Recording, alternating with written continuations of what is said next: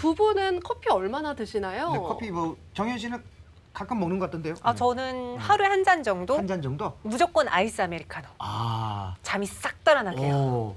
저는 뭐 사주는 대로 저는 뭐 안 가리고 먹습니다.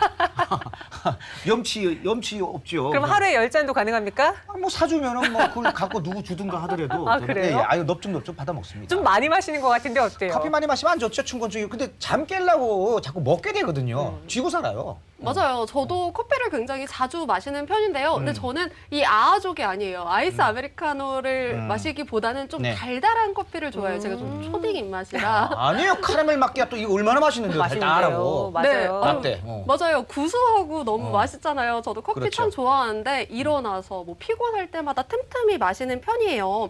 정말 이 커피 없는 삶을 상상조차 못하겠습니다. 네. 그래서 제가 이 커피에 빠진 대한민국의 일상 그리고 그로 인해서 카페 창업 열풍까지 알아보고 왔습니다. 이 달달 쌉싸름한 커피의 세계로 지금 바로 떠나보시죠. 솔솔 불어오는 봄바람에 제 마음까지 설레 샤랄라하게 변신하고 싶은 요즘 봄보다 저를 먼저 찾아온 게 있었으니 그건 바로 춘곤증. 안 돼. 내 봄을 이대로 흘려보낼 수 없어. 이럴 때 커피 한 잔의 여유는 밀려오는 졸음도 한달음에 쫓아낼 수 있을 것 같죠? 졸릴 때도 커피가 좋지만 아침에 일어나 한 잔, 점심에 한 잔, 하루 2잔은 기본으로 마셔주는 게 이제 일상이 됐습니다. 여러분도 저처럼 커피 많이 애정하고 있을 것 같은데요. 그래서 오늘은 봄바람보다 먼저 찾아온 춘곤증도 싹 날려보낼 커피의 모든 것을 알아봤습니다. 커피에 빠진 우리의 일상, 지금 바로 만나보시죠. 대한민국 사람들의 커피 사랑. 매일 일하면서 먹죠. 피곤할 때마다 한 잔씩 마시고 있어요. 적어도 하루에 한 잔은 마시는 것 같아요. 여러분 알고 계셨나요? 한국 성인 한 명당 커피 소비량만 무려 연간 353잔, 세계 평균 소비량이 연간 132잔임을 보면 우리나라 사람들의 커피 사랑이 느껴집니다. 하지만 이렇게 늘어나는 수요만큼 카페 창업을 하는 사람들도 그만큼 늘어났다고 하는데요. 과잉 공급만큼 경쟁이 치열해 카페 창업 시 폐업 또한 상당히 높아지고 있다고 합니다. 그런데 이런 부담을 이기고 이 성공적인 카페 창업의 길로 들어서고 있다는 분이 있어서 만나러 와봤는데요. 과연 어떤 점에서 손님들의 사랑을 받고 있는 걸지 카페 곳곳을 잠시 지켜봤습니다. 안녕하세요. 네, 안녕하세요. 혼자 우아하게 커피를 드시는 것 같은데 네. 여기 자주 오시나요? 네, 자주 와요. 원두가 신선하고 맛있고 가격이 참 저렴해서 자주 오는 편이에요. 맛이 너무 부드럽고 향도 좋고 맛있어 자주 와요. 엄마들하고 바람 쐴 겸 해가지고 가끔 오고 있습니다. 사람들이 입모아 칭찬하는 커피의 맛 이대로 가만히 보고 있을 순 없죠. 커피 마니아인 제가 또 직접 마셔봤는데요. 엄청 진하고 고소하고 맛있어요. 대체 이 커피의 원두가 뭔가요? 저희 매장에서는 케냐 더블A와 과테말라 안티구아를 베이스로 한 바디감이 매우 뛰어난 고품질 원두를 사용하고 있어요. 신선한 원두를 발주 직후 로스팅에 제공받고 있다는 이곳. 많은 카페들 중에서도 고품질 원두를 제공받기 때문에 창업 결심을 한 것이라고요. 하지만 단순히 이런 이유로만 카페 창업을 결심한 건 아니라고 합니다. 이 카페로 전환하기 전에 이미 대형 프랜차이즈 카페를 운영하고 있었는데 인테리어는 손대지 않고 BY하고 메뉴판만 간단히 교체하고 이 카페로 전환하니 균일한 맛을 내는 공통의 메뉴가 있어서 브랜드 고유의 통일성도 있었고 제가 만들고 싶은 메뉴에 자율화를 주고 매장을 운영하는 것도 어느 정도 자율성을 보장해 주니 이곳을 선택하고 바꾸게 되었습니다. 이곳의 공통 메뉴는 바리스타 교육만 받아도 만들 수 있도록 기본적인 메뉴가 공통 메뉴로 구성되어 있다고 하더라고요. 다양한 커피 메뉴부터 다양한 디저트들과 음료까지 누구나 만들 수 있도록 레시피를 단순화시켰다고 하는데요. 이러한 공통 메뉴 외에도 자율 메뉴를 개발할 수 있다는 것도 좋았습니다.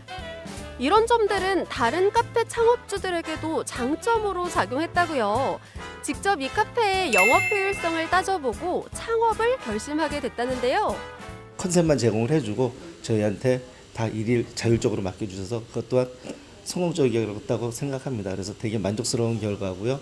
그래서 선택을 하게 됐습니다. 그런데 여기에 하나가 더 있다고 합니다. 바로 커피를 마시지 못하는 사람들을 위해 준비된 고급차도 있다고요. 커피보다 차를 더 즐기는 편인데 저는 여기는 차가 정말 고급스러운데 가격은 그에 비해서 저렴하니까 그 점이 되게 여길 자주 찾게 되는 요인인 것 같아요. 고급 브랜드의 차를 저렴한 가격에 마실 수 있다는 점이 자주 찾게 만든 이유가 됐다는데요. 그렇다면 제가 또 가만히 있을 순 없죠? 아니, 제가 차를 좀 좋아해서 차를 잘 아는 편인데 굉장히 향도 좋고 맛도 깊네요. 향도 짙고 맛도 깊으실 겁니다. 이 차는 200년 전통 프리미엄 차로 특급 호텔과 브랜드 티하우스에서도 판매되는 고급 차이고요. 사람들의 식지 않는 커피 사랑 속 카페 창업 열풍. 그렇다면 주의해야 할 점은 없을지도 궁금해지는데요. 아, 요즘 이 카페 창업에 관심이 있다 하시는 분들이 많나요? 예, 많다고 들었습니다. 하지만 개인적으로 창업을 하기에는 좀 위험 부담이 너무 크고요. 또 프랜차이즈를 가맹을 하기 위해서는 그 비용이 너무 크다 보니까 처음부터 포기하시는 분들이 많다고 들었어요. 위험 부담이 큰 개인 창업과 가격 부담이 큰 프랜차이즈 창업. 그렇다면 어떤 전략이 필요할까요? 프랜차이즈를 구성하는 모든 분들의 이익을 실현하기 위해서 과연 어떤 방법이 있을까 고민을 했고, 저 선진화된 유럽의 협동조합에서 영감을 얻어서요.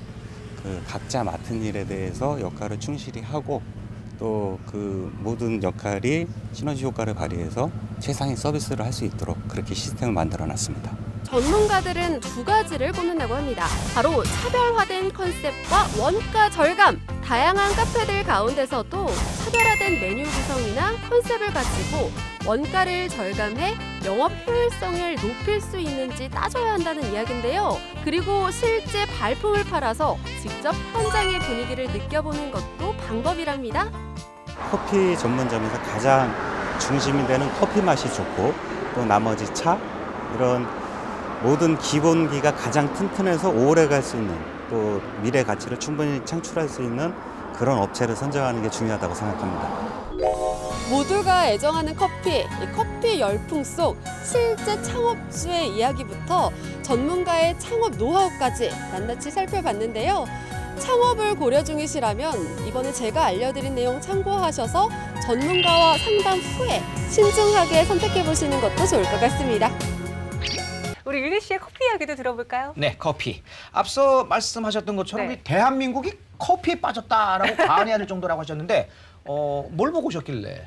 제가 카페 두 곳을 다녀왔어요. 네네네. 근데 그 두 곳 다 사람들이 엄청 많더라고요. 그래서 제가 봤더니 2018년 기준으로 우리나라 1인당 한 명이 연간 소비의 커피량이 353잔이라고 합니다. 그 정도예요?